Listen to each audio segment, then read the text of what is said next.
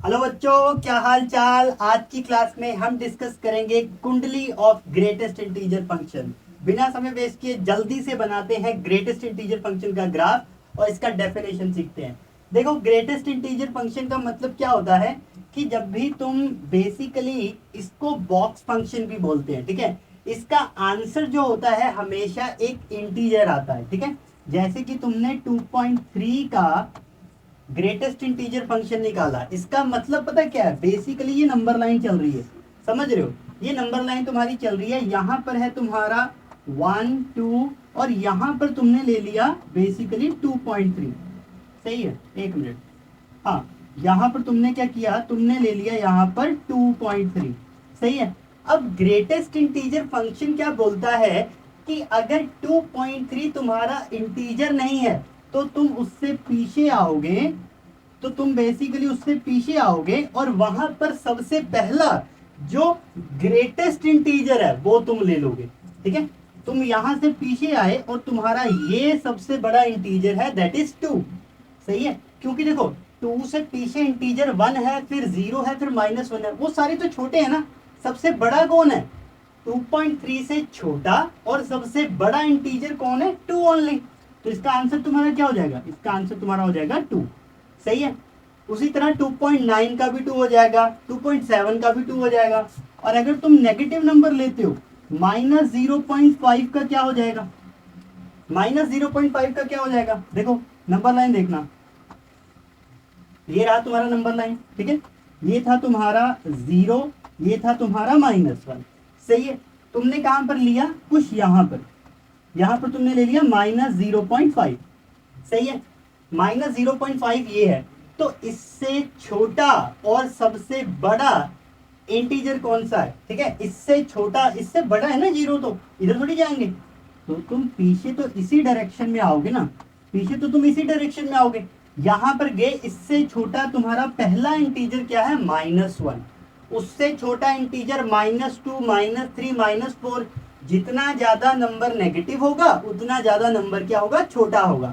तो सबसे बड़ा नंबर कौन सा है तुम्हारा, -1। इसका आंसर क्या जाएगा, -1। सही है। तो ये इसका बेसिकली डेफिनेशन है, इसको हमेशा याद रखो। अब हम बनाने वाले हैं इसका ग्राफ और इसकी पूरी की पूरी कुंडली मैं लिखने वाला हूं, ठीक है। आगे चलते हैं। हाँ, ध्यान से देखना, अभी हम इसका ग्राफ ड्रॉ करेंगे बेसिकली। हाँ, इसके लिए मुझे बेसिकली लाइन की जरूरत रहेगी, या सो यू कैन सी, ये रहा हमारा y एक्सिस, ये रहा हमारा y एक्सिस, और ये रहा हमारा x एक्सिस। सही है। हमने x एक्सिस और y एक्सिस बना लिया, ठीक है। अब ध्यान से देखना, विद डेफिनेशन चलेंगे, बहुत इजीली तुम ग्राफ बना लोगे, ठीक है। और फिर इसकी कुंडली भी डिस्कस करने वाले हैं। ओके, ध्यान से देखना। अच्छा ठीक है, अगर तुम उसको इंटीजर देते हो तो आंसर इंटीजर ही है, ठीक है।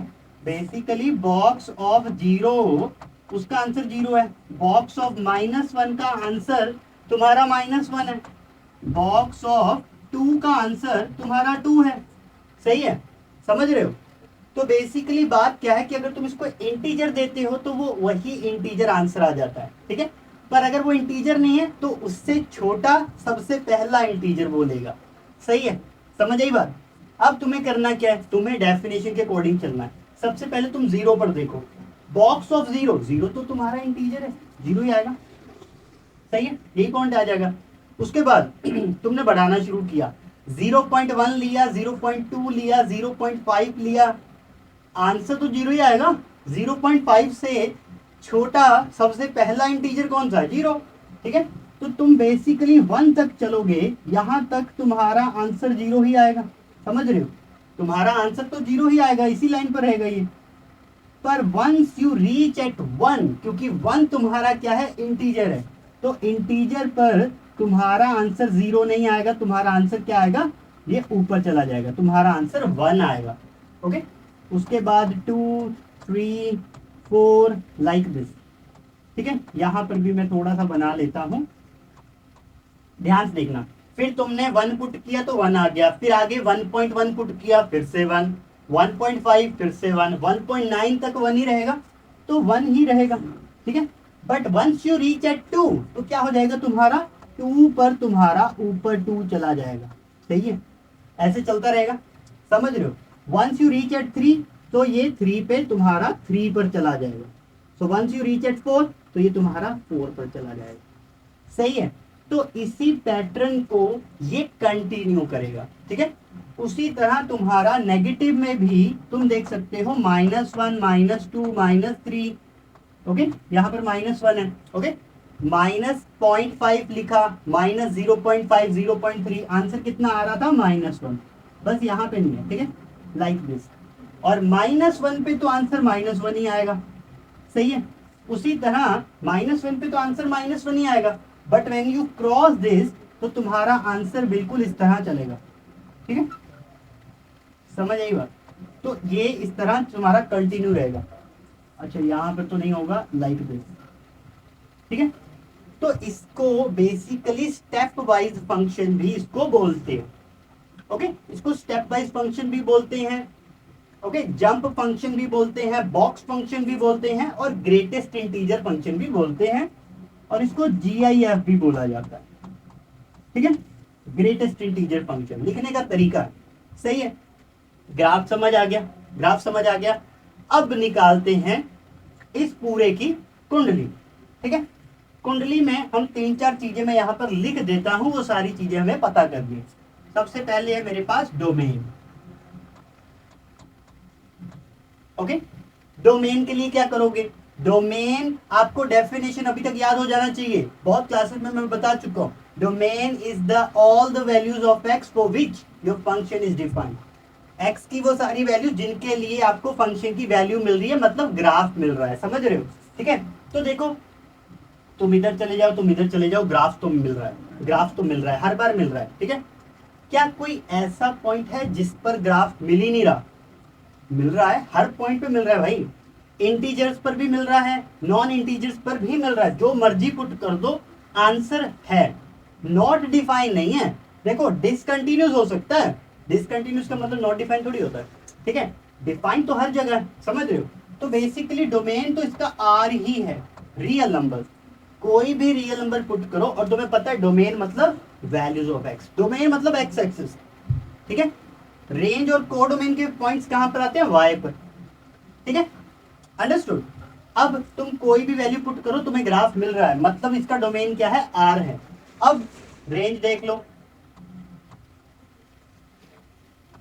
अच्छा, रेंज क्या होगा, रेंज का मतलब क्या है, कौन कौन से आंसर आ रहे हैं। आंसर तो हमेशा इंटीजर आ रहा है, समझ रहे हो, आंसर तो हमेशा इंटीजर आ रहा है, देख लो।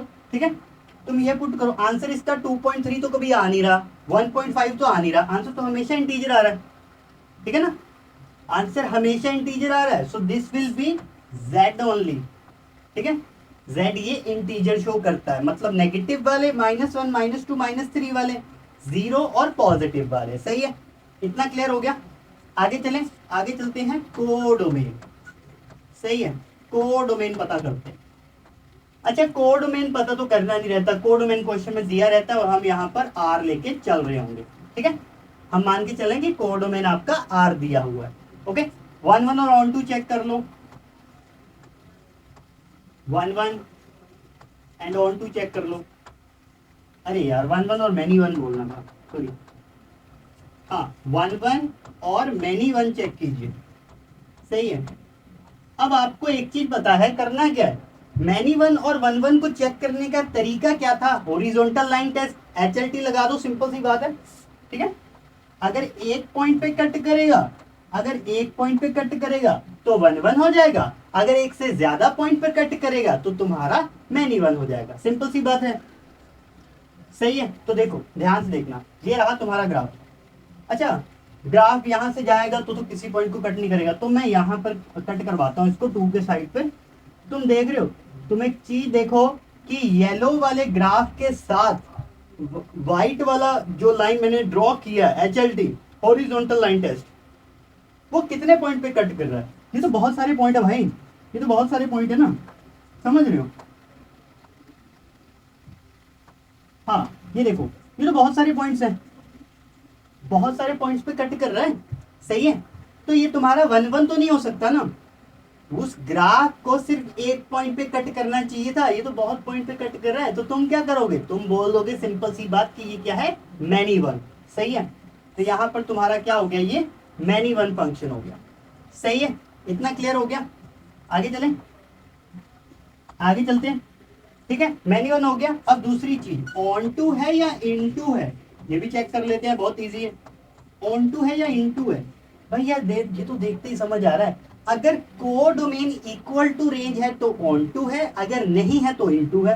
सिंपल सी बात है। ओके, तुम्हारा कोडोमेन इक्वल टू रेंज होना चाहिए, तब वो इन टू होगा, तब वो ऑन टू होगा। सही है, कोडोमेन इक्वल टू रेंज है क्या, ध्यान से देखो। कोडोमेन तुम्हारा कितना है, आर, रेंज कितना है, जेड। बिल्कुल भी इक्वल नहीं है, बिल्कुल भी इक्वल नहीं है। ठीक है, रियल नंबर में तो सारे रियल नंबर है ना, और इंटीजर्स में सिर्फ इंटीजर्स ही हैं जेड में, उसमें 0.5 0.3 ये लोग थोड़ी हैं। ठीक है, तो ये तुम्हारा बिल्कुल भी ऑन टू नहीं है, ये तुम्हारा इन टू हो जाएगा। सही है, अंडरस्टूड।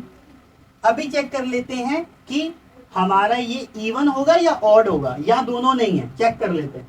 ठीक है, उसके लिए मैंने क्या बताया था, ध्यान से देखना। इवन कैसे चेक करते हो, ये रहा तुम्हारा वाई एक्सिस, वाई एक्सिस के राइट हैंड साइड पर जो ग्राफ है, क्या एग्जैक्टली वही ग्राफ लेफ्ट हैंड साइड पर है, ऐसा बिल्कुल भी नहीं है। देख रहे हो, ये तो ऊपर जा रही है सीढ़ियां, ये नीचे आ रही हैं, यहां भी ऊपर जानी चाहिए थी। समझ रहे हो, जैसे मॉड एक्स का होता है, इस तरह इधर जा रहा है, इस तरह इधर जा रहा है, वो बिल्कुल सही है। ठीक है, वो तुम्हारा इवन है। तो यहाँ ऐसे है, यहाँ नीचे है, तो ये तुम्हारा इवन नहीं है, एग्जैक्टली सेम ग्राफ नहीं बना हुआ। अगर तुम इसको फोल्ड करोगे तो ये ओवरलैप नहीं करेगा। अंडरस्टूड। अब तुम क्या करोगे, अब तुम इवन इवन तो चेक हो गया, अब तुम ऑड चेक करो। ऑड कैसे चेक किया था देखना ध्यान से। अगर किसी बच्चे ने क्लासेस मिस किया तो यार प्लीज क्लासेस लगा लेना, तुम्हारा बहुत फायदा होगा, तुम्हें हर चीज समझ आ जाएगी। ठीक है, फंक्शंस को मत छोड़ो, क्योंकि यार ये इतनी तकलीफ देंगे ना तुम्हें, आगे हर चैप्टर में आ जाएंगे ये लोग। ठीक है, ये रहा तुम्हारा, अरे यार लाइन से कौन लिखता है सर। ओके, अब ध्यान ध्यान से देखना, ये रहा तुम्हारा पॉइंट। ठीक है, अब इस पॉइंट से इस डायरेक्शन में तुम्हें एक पॉइंट मिलेगा, उसी डायरेक्शन में तुम्हें नीचे जाना है। ठीक है, मैं यहां पर गया, मुझे एक पॉइंट मिल गया यहां पर।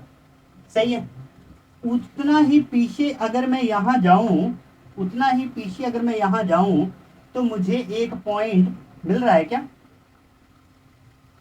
हाँ बिल्कुल सही है, बिल्कुल सही है। यहाँ पे तुम्हें एक पॉइंट मिलेगा, वही पॉइंट तुम्हें यहाँ पे मिलेगा। ठीक है, और तुम ऐसे भी जा सकते हो, अगर तुम यहाँ गए तो तुम यहाँ गए इस पॉइंट पर। ठीक है, इस पॉइंट को ले लो, तब भी तुम्हें पॉइंट मिल जाएगा। ठीक है, ये बिल्कुल सही है तुम्हारा। अगर तुमने ये पॉइंट लिया तो तुम्हारे पास ये पॉइंट मिल जाएगा।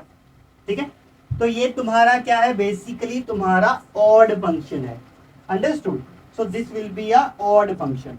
अच्छा लिखा नहीं मैंने यहाँ पे, सॉरी, लिख लेते हैं, ऑड या इवन। सही है, तो यहां पर तुम्हारा ये ऑड फंक्शन हो गया।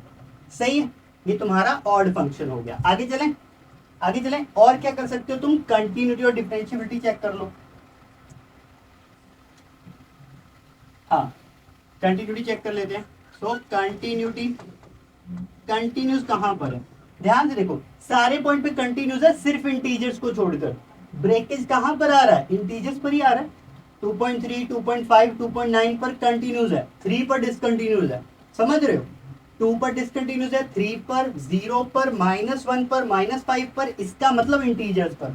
सो ये पूरे आर पर कंटिन्यूस है, जस्ट उसमें से z माइनस कर दो।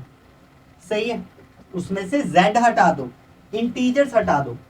सही है, और उसी तरह डिफरेंशियबिलिटी। तुम्हें एक चीज पता है, डिफरेंशियबल की अगर मैं बात करूं, तुम्हें एक चीज पता है कि कोई फंक्शन अगर कंटिन्यूस है यहाँ पर हर जगह, कंटिन्यूस मतलब डिफरेंशियबिलिटी की गारंटी हो गया ना वो। ठीक है, शार्प कॉर्नर नहीं है तुम्हारे साथ। ठीक है, तो तुम क्या करोगे, ये डिफरेंशियबल हर जगह है, सिर्फ किसको छोड़कर, इंटीजर्स को छोड़कर, इंटीजर्स पर नहीं है। ठीक है, क्योंकि शार्प कॉर्नर ऐसे नहीं दिखाया हमारा, कोई भी नहीं है। ठीक है, तो तुम क्या करोगे, बेसिकली r माइनस जेड लिख दोगे, यहां पर भी तुम लिख दोगे r माइनस जेड। सही है, अंडरस्टूड, इतना समझ आ गया होगा सबको आई थिंक। ठीक है, या तो आज की क्लास में हमने बेसिकली कुंडली ऑफ ग्रेटेस्ट इंटीजर फंक्शन भी खत्म कर लिया है। ये सीरीज और आगे चलेगी और भी ग्राफ्स में लेके आने वाला हूं। अगर किसी बच्चे ने चैनल को सब्सक्राइब नहीं किया तो प्लीज चैनल को सब्सक्राइब कर दो, और तुम्हें जिस भी टॉपिक पर वीडियो चाहिए please comment down below, I will definitely make a video. Thank you so much for watching, all the very best and bye.